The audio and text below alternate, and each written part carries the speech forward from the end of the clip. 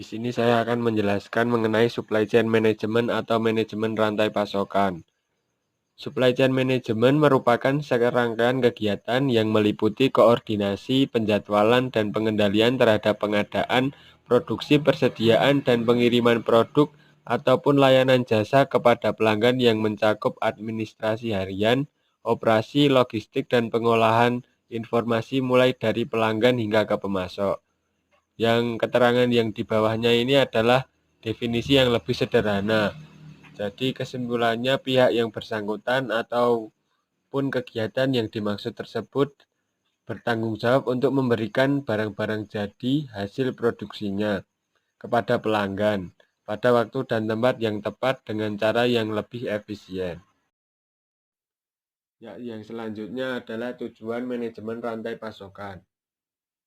Tujuan dari manajemen rantai pasokan yaitu untuk mengkoordinasi kegiatan dalam rantai pasokan untuk memaksimalkan keunggulan kompetitif dan manfaat dari rantai pasokan bagi konsumen akhir. Tujuan umum dari manajemen rantai pasokan ini yaitu untuk menyeimbangkan antara permintaan dan juga penawaran agar lebih efektif dan juga efisien. Tujuan strategis yang ingin dicapai dari rantai pasokan adalah untuk memenangkan persaingan minimal perusahaan bisa bertahan di tengah persaingan pasar yang ketat. Baik, saat ini saya akan menjelaskan jenis-jenis rantai pasokan. Yang pertama, banyak pemasok. Dengan menggunakan strategi banyak pemasok, satu pemasok akan merespon permintaan dan spesifikasi dari suatu permintaan suatu kuotasi di mana order biasanya diberikan terhadap penawar terendah. Yang kedua, sedikit pemasok. Strategi sedikit pemasok berarti bahwa daripada mencari atribut jangka pendek seperti biaya yang rendah, seorang pembeli lebih baik membentuk sebuah hubungan jangka panjang dengan sedikit pemasok yang berdedikasi. Yang ketiga, integrasi vertikal. Pembelian dapat diperluas untuk membentuk integrasi vertikal. Kami mengartikan integrasi vertikal sebagai pengembangan kemampuan untuk memproduksi barang atau jasa yang sebelumnya dibeli atau untuk membeli pemasok atau distributor. Dalam hal ini, ada dua bentuk integrasi vertikal, yaitu integrasi depan dan integrasi belakang. Yang berikut, Ventura bersama. Perusahaan dapat memilih beberapa bentuk kolaborasi formal. Perusahaan dapat ikut serta dalam kolaborasi untuk meningkatkan kecakapan produk baru atau keahlian teknologi mereka. Namun, perusahaan juga ikut berkolaborasi mengamankan pasokan atau mengurangi biaya. Yang kelima, jaringan Keiretsu. Gabungan dari kolaborasi, gabungan dari pembelian sedikit pemasok, dan serta integrasi vertikal. Pemasok menjadi bagian dari koalisi perusahaan yang dikenal sebagai Eiretsu. Yang terakhir, perusahaan virtual. Perusahaan virtual bergantung pada hubungan pemasok yang stabil untuk menyediakan jasa yang diminta. Pemasok dapat menyediakan yang termasuk membuat daftar gaji, merekrut karyawan, mendesain produk, menyediakan jasa konsultasi, memproduksi komponen, serta melakukan pengujian atau mendistribusikan produk mereka. Resiko rantai pasokan. Mengelola rantai pasokan terintegrasi merupakan tantangan strategis. Memiliki lebih sedikit pemasok akan membuat ketergantungan dan meningkatkan resiko untuk pemasok dan pelanggan. Resiko ini diperparah dengan globalisasi dan kompleksitas logistik. Keandalan dan kualitas vendor mungkin menantang, tetapi model baru dari rantai pasokan persediaan yang ketat, cepat, dengan persediaan rendah, yang beroperasi melewati batas politik dan budaya, akan menambah dimensi baru untuk resiko.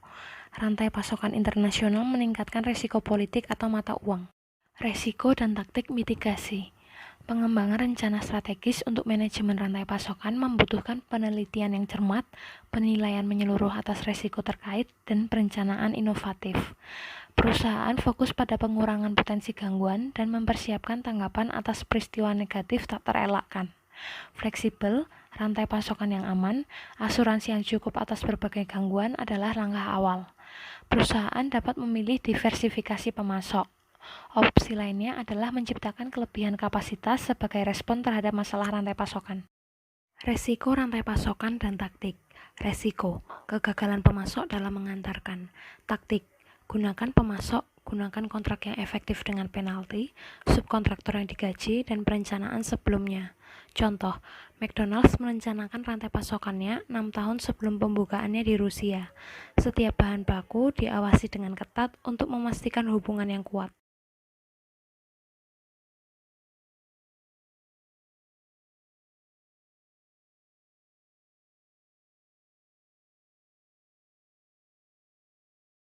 Keamanan dan just in time.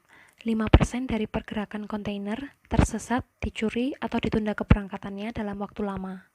Inovasi teknologi dapat meningkatkan keamanan serta manajemen persediaan membuat logistik dapat semakin diandalkan. Teknologi kini mampu mengetahui lokasi, isi, dan kondisi truk dan kontainer. Peralatan baru dapat mendeteksi kunci kontainer yang rusak, alat mendeteksi gerak, sensor mampu merekam data interior, dan mengetahui apakah kontainer sedang berjalan. Melacak kontainer yang hilang, mengidentifikasi penundaan, mengingatkan individu dalam rantai pasokan bahwa pengiriman sedang dalam perjalanan akan membantu mempercepat pengiriman. Selanjutnya adalah pengelolaan rantai pasokan terintegrasi. Ketika manajer melakukan integrasi rantai pasokan, efisiensi yang substansial mungkin terjadi. Siklus bahan baku ketika tergerak dari pemasok, lalu ke produksi, seterusnya ke gudang, dan ke distribusi, lalu ke pedagang, dilakukan di organisasi yang terpisah dan seringkali sangat independen. Hal ini dapat mengarah kepada tindakan yang mungkin tidak akan mengoptimalkan keseluruhan rantai. Lalu berikutnya kita akan membahas tentang isu-isu dalam mengelola rantai pasokan terintegrasi. Ada 3 isu yang mempengaruhi rantai pasokan yang efisien dan terintegrasi. Yang pertama adalah optimal lokal. Anggota rantai cenderung fokus pada memaksimalisasi laba lokal atau meminimalisasi biaya langsung berdasarkan laba pengetahuan mereka yang terbatas. Lalu yang kedua adalah insentif. Insentif yang dimaksud adalah insentif penjualan, diskon kuantitas, maksudnya kuota, dan promosi. Insentif mendorong barang ke dalam rantai untuk penjualan yang belum terjadi. Hal ini membuat fluktuasi yang akhirnya mahal bagi semua anggota rantai. Lalu yang ketiga adalah lot yang besar. Ini sering terjadi terhadap lot yang besar karena lot yang besar cenderung akan mengurangi biaya per unitnya. Ketiga kejadian yang umum ini berkontribusi pada distorsi informasi yang mengenai apa yang sebenarnya terjadi dalam rantai pasokan. Kesempatan dalam mengelola rantai pasokan, di antaranya itu penarikan data yang akurat. Ini dihasilkan dengan berbagai informasi poin penjualan atau point of sale POS. Yang kedua itu pengurangan besar lot. Besar lot dikurangi melalui manajemen yang agresif. Selanjutnya kontrol penambahan satu tahap. Ini berarti mendesain anggota dalam rantai menjadi bertanggung jawab atas pengawasan dan pengendalian persediaan dalam rantai pasokan. Selanjutnya itu persediaan yang dikelola vendor. Maksudnya adalah penggunaan pemasok lokal atau distributor demi menjaga persediaan bagi perusahaan manufaktur atau retail. Dan terakhir yaitu perencanaan, peramalan, dan kolaboratif atau CPFR. Itu seperti kontrol satu tahap dan persediaan dikelola vendor, persediaan, peramalan, dan penambahan kolaboratif. Itu upaya lain dalam mengelola persediaan di rantai pasokan. Ini saya akan menjelaskan langkah-langkah dalam pemilihan pemasok. Yang pertama terdapat evaluasi pemasok. Evaluasi pemasok merupakan tahap pertama dalam pemilihan pemasok yang mencakup pencarian pemasok yang dianggap potensial dan memiliki kecenderungan untuk menjadi pemasok yang baik. Karena jika tidak dicari atau tidak dipilih pemasok yang baik, maka upaya dari rantai pasokan. Yang kedua, terdapat pengembangan pemasok yang merupakan pengembangan dari evaluasi pemasok yang digunakan untuk memastikan bahwa pemasok yang telah dipilih memiliki apresiasi persyaratan kualitas, spesifikasi produk, jadwal, dan pengiriman serta kebijakan pembelian. Pada tahap yang ketiga, terdapat negosiasi di mana dilakukan tawar-menawar untuk menentukan harga tertinggi. Negosiasi ini juga untuk mewakilkan elemen yang signifikan dalam tugas manajer pembelian, dan keahlian negosiasi yang terarah dengan baik. Kemudian terdapat 3 tipe strategi negosiasi klasik, yaitu model berbasis biaya, model harga berbasis pasar, dan penawaran kompetitif. Selanjutnya terdapat tahap pembuatan kontrak yang digunakan dalam membangun kontrak untuk menjabarkan persyaratan kerjasama yang dilakukan oleh pemasok. Kemudian terdapat pemusatan pembelian yang digunakan untuk menentukan item apa saja yang akan dibeli secara terpusat dan apa saja yang boleh dibeli oleh pabrik lokal untuk mereka sendiri. Terakhir merupakan tahap pembelian via elektronik yang digunakan untuk mempercepat pembelian, mengurangi biaya, dan mengintegrasikan rantai pasokan.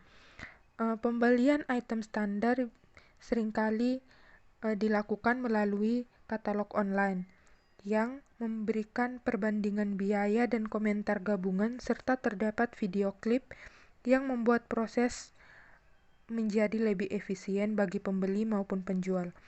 Pertukaran online sendiri juga merupakan sejenis situs internet bagi industri tertentu untuk mempertemukan pembeli dan penjual. Selanjutnya, manajemen logistik dan distribusi. Manajemen logistik yaitu adalah suatu pendekatan yang mengharapkan efisiensi operasi melalui integrasi seluruh kegiatan akuisisi bahan baku, pemindahan, dan penyimpanan. Ketika biaya transportasi dan persediaan penting, baik bagi sisi input maupun output proses produksi, penekanan pada logistik perlu diperlakukan. Selanjutnya itu sistem pengiriman. Karena biaya yang tinggi, maka perusahaan terus menginovasi cara pengirimannya. Jadi ada sistem pengirimannya dibagi dalam 6, yaitu jalur truk, jalur kereta api, jalur udara, jalur air, pipa saluran, dan multimodal. Gudangan. Tujuan fundamental sebuah gudang itu menyimpan barang. Namun gudang juga menyediakan fungsi-fungsi penting lainnya. Seperti yang ada, fungsinya itu sebagai titik konsolidasi, sebagai fungsi break bulk, sebagai fasilitas crowd-docking, dan sebagai titik penundaan. Saluran perakitan juga ini mewakilkan dalam menerapkan penundaan. Perakitan ini mengirim komponen dan modul secara individu ke distributor, dan ini membuat persediaan berkurang dan respon pasar menjadi lebih baik. Yaitu logistik pihak ketiga. Manajer rantai pasokan perlu melakukan pengalihdayan logistik untuk mencapai 3 tujuan: mengurangi investasi persediaan, mengurangi biaya pengiriman, dan meningkatkan keandalan dan kecepatan pengiriman. Perusahaan yang terspesialisasi dalam bidang logistik perlu mendukung tujuan-tujuan dengan mengordinasikan sistem persediaan pemasok dengan kapabilitas layanan perusahaan pengiriman. Manajemen distribusi. Manajemen rantai pasokan memfokuskan pada material yang telah tiba, namun sama pentingnya juga manajemen distribusi memfokuskan pada arus keluar dari produk.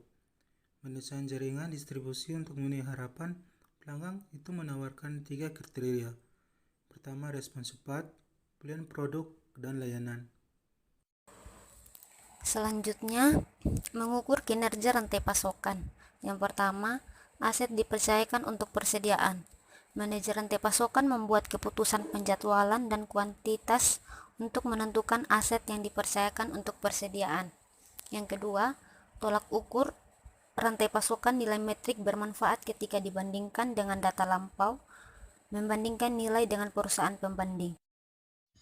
Model skor. Sistem pembandingan yang paling dikenal adalah 5 bagian model referensi operasi rantai pasokan atau Supply Chain Operation Reference Score Model. Kelima kegiatan tersebut adalah perencanaan atau merencanakan kegiatan untuk pemasokan dan permintaan, sumber atau kegiatan pembelian, membuat atau kegiatan produksi, pengiriman atau kegiatan distribusi, dan pengembalian atau kegiatan rantai pasokan lingkaran tertutup. Model skor mendefinisikan lebih dari 200 elemen proses, 550 metrik yang dapat diukur, dan 500 praktif terbaik. Praktif terbaik menggambarkan teknik yang digunakan oleh perusahaan pembandingan yang memiliki nilai yang sangat baik, dan metrik skor menggabungkan metrik ini dengan atribut kinerja untuk memfasilitasi pembandingan perusahaan yang bersaing dengan menggunakan strategi yang berbeda, misalnya biaya rendah versus cepat tanggap. Melacak investasi persediaan Home Depot. Seperti yang telah dilihat, ini pendekatannya menentukan investasi dalam persediaan dengan total aset dan kemudian menggunakan persamaan. Solusinya itu persentase yang diinvestasikan dalam persediaan itu 11,4 dibagi dengan 44,4 dikali dengan 1000 sama dengan 25,7%. Dan ini jika Home Depot dapat mengurangi persediaan menjadi 20% aset, berapa banyak uang yang dapat dipakai untuk hal lainnya? Jawabannya adalah 11,4 dikurangi dalam kurung 44,4 dikali 2 sama dengan 2,52 miliar US dollar. Melacak investasi persediaan Home Depot. Persentase yang diinvestasikan dalam persediaan sama dengan dalam kurung total investasi persediaan atau total aset dikali 100 dalam kurung 11 kurang 1. Total aset yang dipercayakan untuk persediaan perusahaan manufaktur mencapai 15%, dalam perusahaan grosir 34% dan perusahaan retail 27% dengan variasi luas bergantung pada model bisnis spesifik, siklus bisnis dan manajemen. Ukuran umum kinerja rantai pasokan yang kedua adalah perputaran persediaan, kebalikannya jumlah minggu pasokan adalah yang ketiga. Perputaran persediaan atau inventory turnover dihitung dengan basis tahunan menggunakan persamaan. Perputaran persediaan sama dengan harga pokok penjualan atau investasi. Persediaan harga pokok penjualan adalah biaya untuk memproduksi barang atau jasa yang dijual selama periode tertentu. Investasi persediaan adalah rata-rata nilai persediaan untuk periode yang sama.